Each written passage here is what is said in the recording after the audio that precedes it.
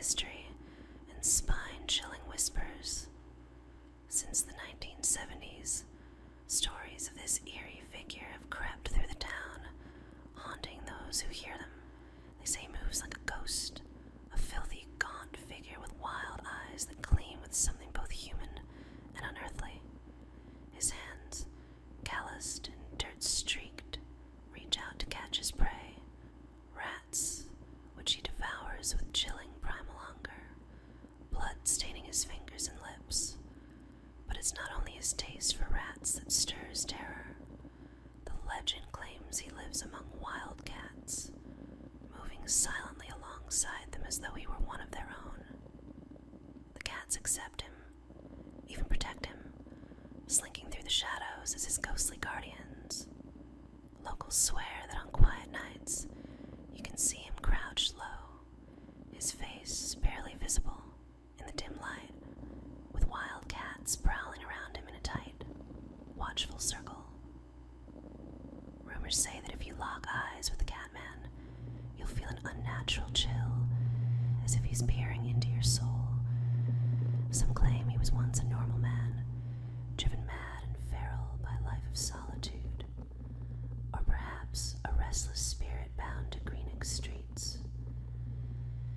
Many who have dared to approach him in those dark alleyways have quickly turned back, too shaken by his hollow gaze, feeling the weight of something ancient and unbroken. To this day, people pass the alleys of Greenwich with hushed steps, casting wary glances into the darkness, knowing the Catman might be watching, his eyes glinting in the night, waiting, forever lingering in the shadows, more ghost than man, bound to the darkness alongside his feline companions.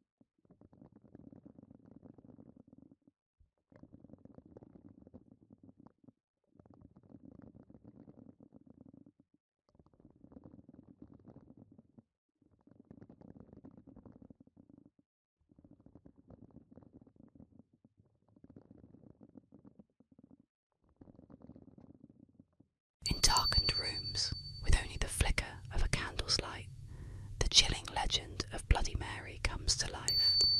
This haunting spirit, shrouded in mystery and dread, is said to appear in mirrors, summoned by those brave or foolish enough to speak her name.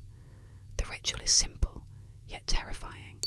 Stand before a mirror, stare into your own reflection, and chant, "Bloody Mary, Bloody Mary, Bloody Mary." Legend warns that calling her name unlocks a portal, a thin veil between our world and hers. As you chant, the room grows colder, the air thickening as if her presence fills every corner, lurking just beyond your vision. Those who have dared to call her say that shadows begin to twist, the flickering candlelight dimming as though something unnatural is drawing it in. And then, through the glass, she appears. A gaunt, hollow-eyed figure with a blood-streaked face, staring back with an expression twisted by agony, rage, or a cruel, mocking smile. Witnesses describe her as a vision of torment. Her long, tangled hair framing a face pale as bone, her eyes glinting with dark intentions. Sometimes she reaches out, her fingers clawing from behind the glass, leaving bloody smears across the mirror's surface. Others claim she whispers secrets of the future, a voice soft and chilling, or even laughs, a sound so cold it chills the blood. But beware, Bloody Mary is said to hold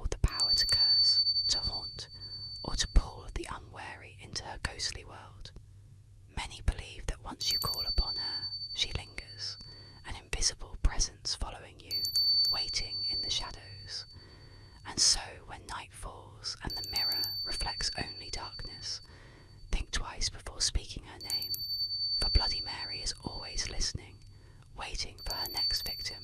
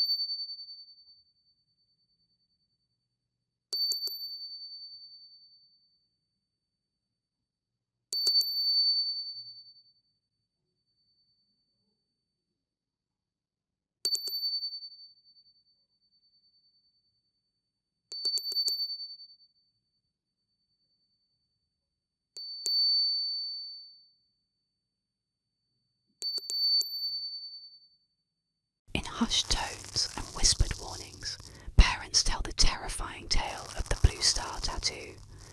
This urban legend claims that beneath the guise of innocent, temporary tattoos lurks a deadly trap, a means of luring children into a nightmare from which they might never wake. Stories circulate of these small, colourful tattoos, often with a single bright blue star, handed out near schools, parks, or community centres. They look harmless, playful even, but these seemingly cheerful designs hide something dark. According to the legend, these tattoos aren't just stickers. They're laced with LSD, designed to seep into a child's skin upon contact, triggering powerful and horrifying hallucinations. The children are left defenceless, their minds plunged into vivid, chaotic visions as the drug takes hold, warping reality into terrifying shapes and colours. Rumours say the drug leaves children not just disoriented, but addicted, trapped in a cycle of hallucination and despair.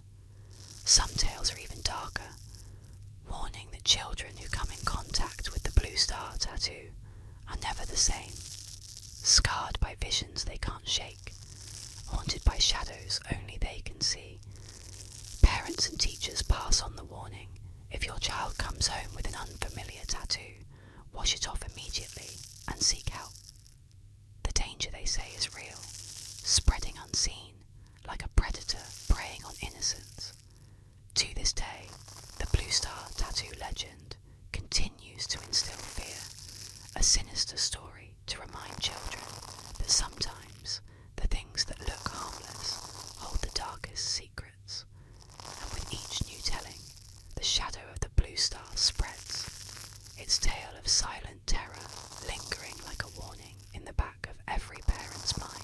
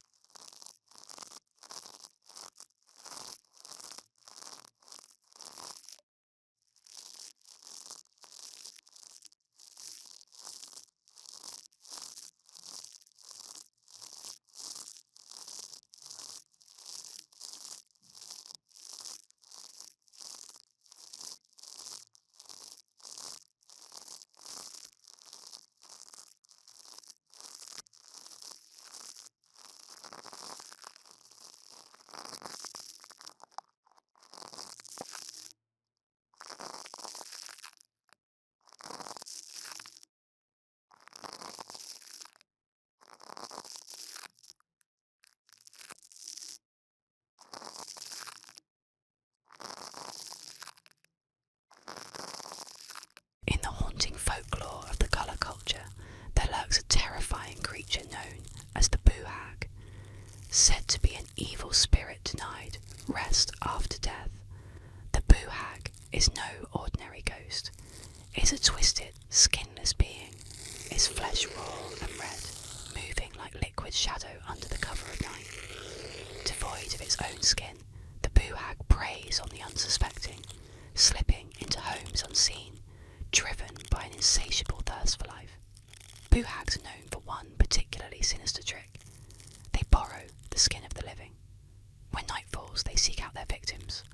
into bedrooms as silent as death itself.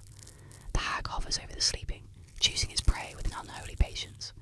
When it finds its victim, it peels away their skin, wearing it like a grotesque disguise. In this borrowed skin, the boo hag goes out to ride, blending among people by day, feeding off the energy of the living to sustain its unnatural existence. For those haunted by the boo hag, waking up is no relief. The hag's touch drains vitality, leaving victims weak, their skin pale, as if life itself has been siphoned away. Some survivors report waking with an inexplicable sense of dread, their bed sheets soaked with sweat and a lingering feeling that something had been there, watching, hungry. But the boo hag has weaknesses, and the colour people share warnings for protection. To keep a boo hag at bay, one should leave a broom by the door or scatter salt or rice. They say the hag is compelled to count every grain, becoming so obsessed with the task that it loses track of time and must flee before dawn. If caught in daylight, the boo hag is trapped, unable to return to its lair before the sun's purifying light burns it away. The most terrifying warning, though, is this. If you wake in the night, feeling short of breath, and sense a shadow hovering close, don't move. Don't open your eyes. The boo hag knows when it's been discovered, and if it feels threatened, it won't hesitate to silence its victim forever, pulling them into a world of endless darkness. To this day, the colour people whisper of boo hags, urging caution to all who dare listen. For the boo hag is always seeking, always waiting for its next ride, its hollow eyes ever watchful, its red, skinless body creeping through the shadows in search of fresh skin. So, as night falls, be wary, because once the boo hag finds you, escaping its grasp may be impossible.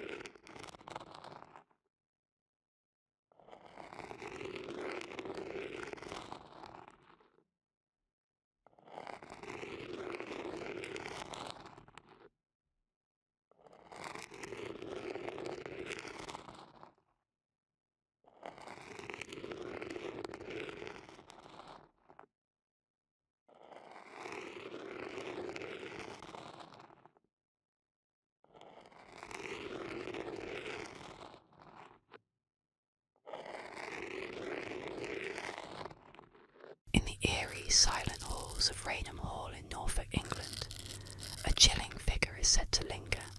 The Brown Lady, a ghostly apparition clad in a faded brown gown.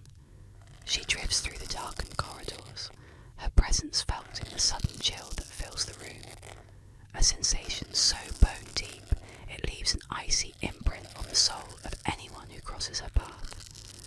For centuries, tales of her restless spirit have haunted Raynham Hall, each story more spine-chilling than the last. The Brown Lady is believed to be Lady Dorothy Walpole, whose tragic end left her spirit bound to the hall. The story goes that she was locked away by her jealous husband, condemned to spend her days alone, and she eventually succumbed to despair and illness, her life extinguished within those very walls. Now her tormented soul lingers, forever roaming the home she could never leave in life. Witnesses describe her appearance as both beautiful and terrifying. She glides through the halls with an ethereal grace, her hollow eyes sunken and empty, her face twisted in a mournful expression. It is said, her eyes are nothing but dark voids, empty of life, drawing those who meet her gaze into an endless sorrow. Her brown dress, old-fashioned and tattered, seems almost to meld with the shadows, making her a faint, flickering figure who vanishes as suddenly as she appears. One of the most infamous sightings occurred in 1936, when photographers from Country Life magazine captured a hazy, spectral figure descending the grand staircase. The photograph, grainy and eerie, shows her drifting down the stairs, her form nearly translucent yet unmistakable. This image became one of the most well-known ghost photographs in history, cementing the Brown Lady's terrifying legend. Visitors and staff at Raynham Hall still report encounters with her cold, haunting presence. Doors creak open without reason, and the echoes of footsteps are heard when no one is there. Some say that late at night, a faint figure can be seen moving slowly down the staircase, her shadowy form slipping away before she reaches the bottom, as if forever trapped in a sorrowful descent. The legend of the Brown Lady endures, a chilling reminder of loss and entrapment. Those who dare to visit Raynham Hall are warned to be vigilant, for a glimpse of her ghostly form is enough to haunt them for a lifetime.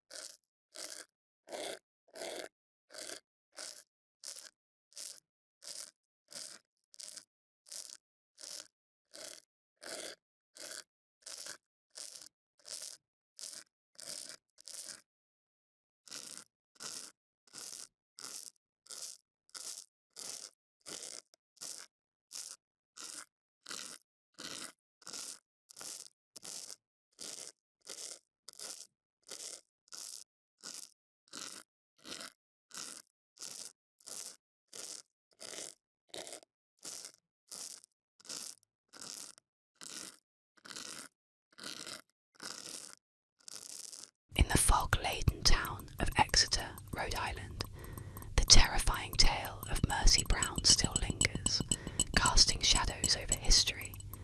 In the winter of 1892, young Mercy died from a brutal case of tuberculosis, then known as consumption. But even death couldn't silence her story. Not long after her burial, rumours spread like wildfire. Her family too was falling mysteriously ill, wasting away as though something sinister was siphoning the life from them.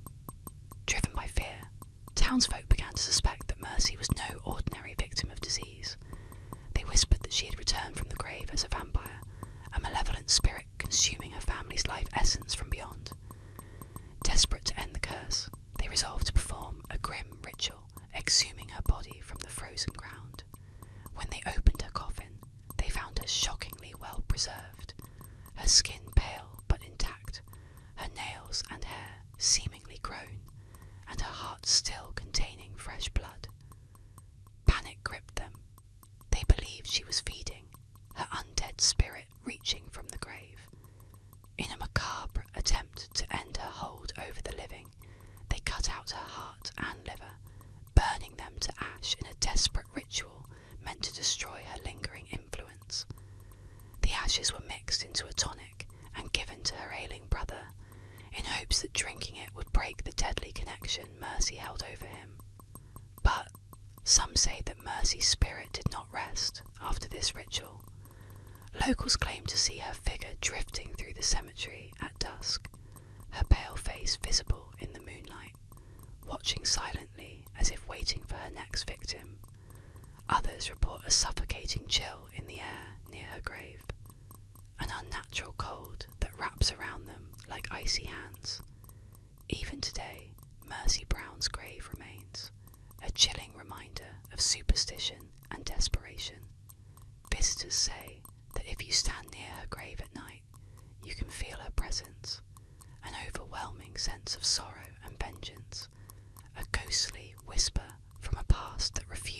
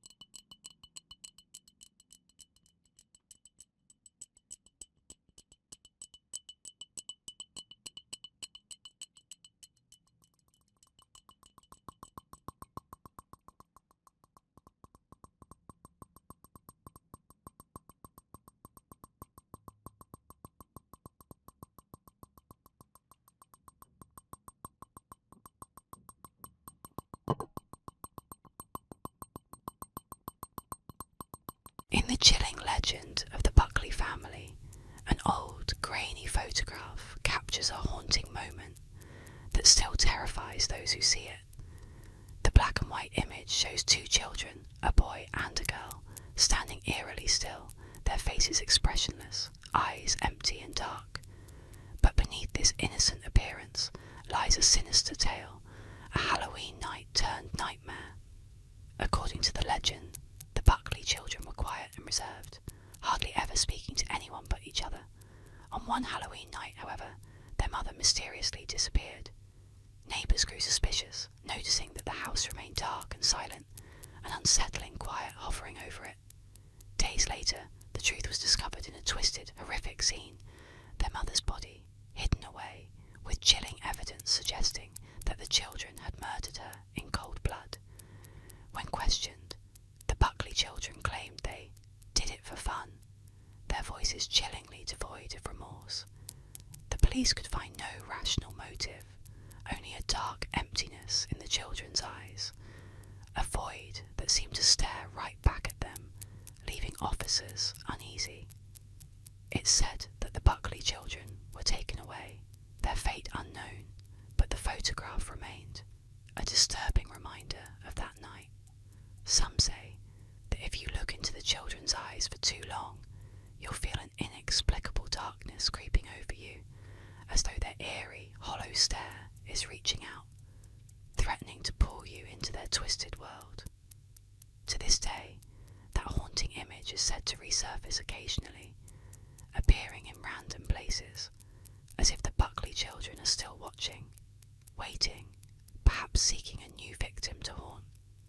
Those who've seen it say the cold, empty stare never leaves them, a terrifying reminder of innocence twisted into something monstrous, lingering just beyond the frame.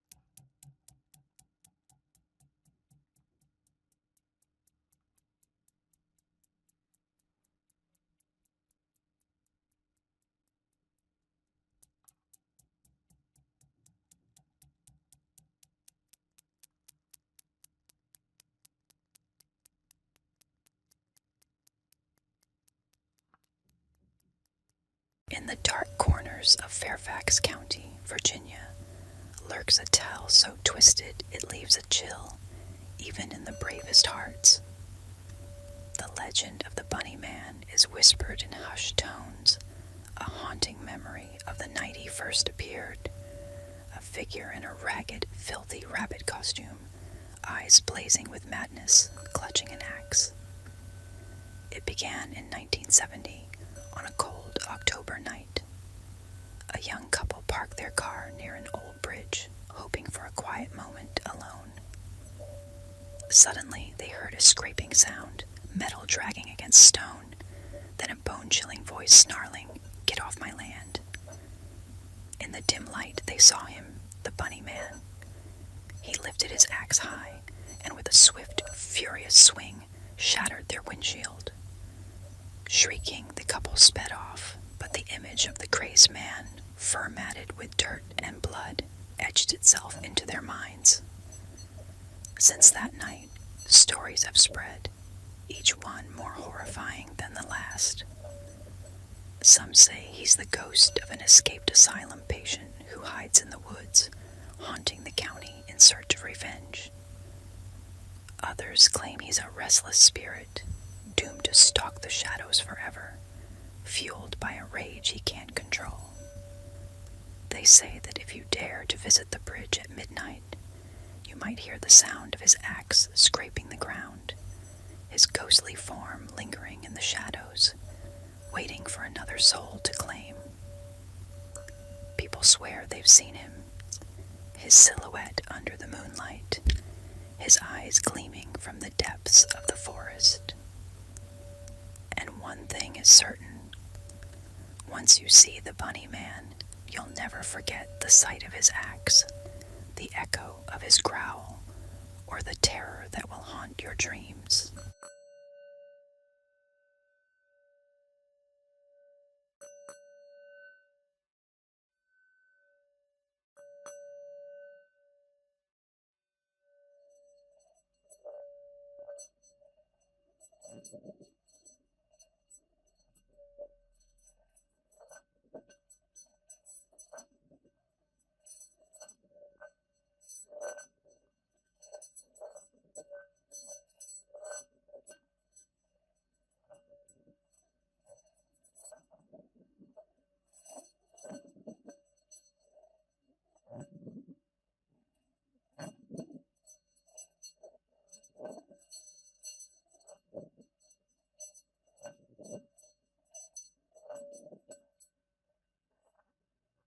In the murky depths of the Pacific coast, beneath waves that hide countless mysteries, lurks a creature known to locals as Cadborosaurus, or simply Caddy. Tales of this monstrous sea serpent have haunted the people of British Columbia for generations. Dark, fearsome, and elusive, Caddy is said to dwell in the cold, shadowy waters of Cadboro Bay, emerging only when least expected to send shivers down the spines of those who dare venture too close.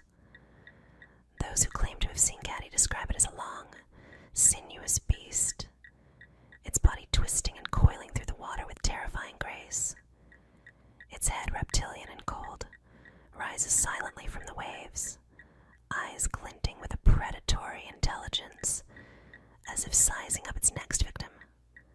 The creature's mouth, lined with razor-sharp teeth, opens in a silent scream, promising a swift end to anything that crosses its path. Witnesses say that, at night, its scales reflect a ghostly shimmer, a faint glow that disappears as quickly as it appears, swallowed up by the ocean's darkness. Fishermen have reported feeling an eerie stillness in the water, and a natural quiet that settles before Caddy surfaces. Boats have been found mysteriously overturned, nets shredded and equipment destroyed. Some swear they've seen bodies, mangled and broken, washed ashore, victims they believe of this ancient, merciless predator. Legends say that Caddy is as old as the ocean itself, a survivor from a forgotten age, hungry and restless in its eternal watch. And if you ever find yourself alone on the waters of Cadboro Bay, be wary. You might just glimpse a shadow beneath your boat. Feel the icy chill of something massive brushing against you from below. But remember, if you see Caddy, it's already too late.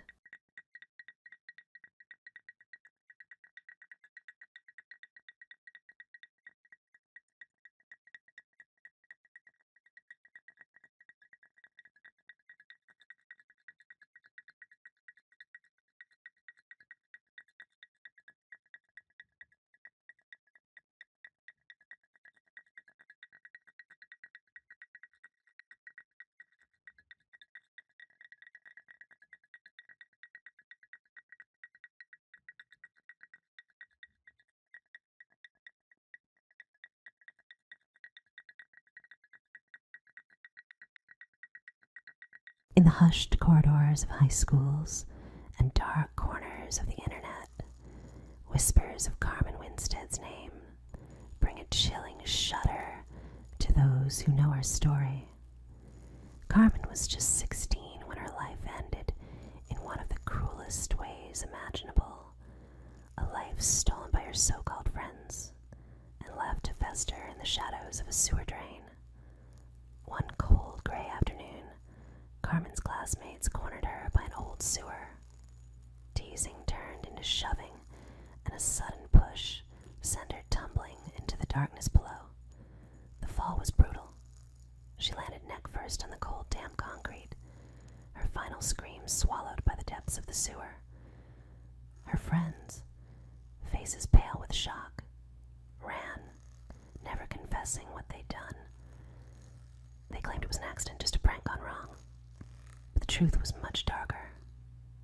Now, they say Carmen's spirit wanders, restless and vengeful, seeking justice for the betrayal she suffered. Those who receive her story in a chain message are warned. If you don't spread this tale, Carmen will come for you, and many who ignore the warning pay a terrible price. There are chilling accounts of those who laughed off the message, only to be found later with twisted necks, faces frozen in terror. Just like Carmen's last moments, some claim to have seen her, a shadowy figure lurking in the dim glow of streetlights, her eyes wide, cold and empty, staring as if from beyond the grave. Others swear they've heard her whisper, a faint ghostly voice saying, "I'm still here." So, when you read Carmen Winstead's story, remember, she is waiting, somewhere beyond the veil, for those who ignore her tale. And if you choose not to share it, don't be surprised if you hear a soft whisper in the dead of night, or feel icy fingers brush your neck, reminding you that Carmen has never really left.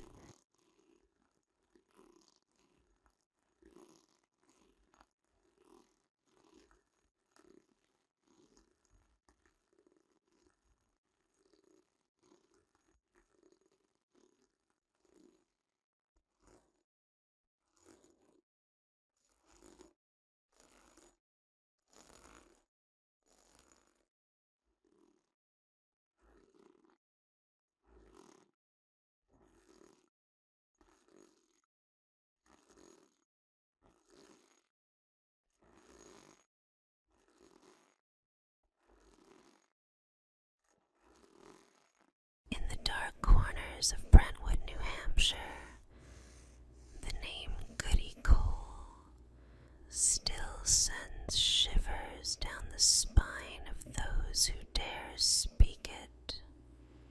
Eunice Cole, a frail, weathered woman with eyes that seemed to see through the veil of life and death, was condemned to be a witch twice.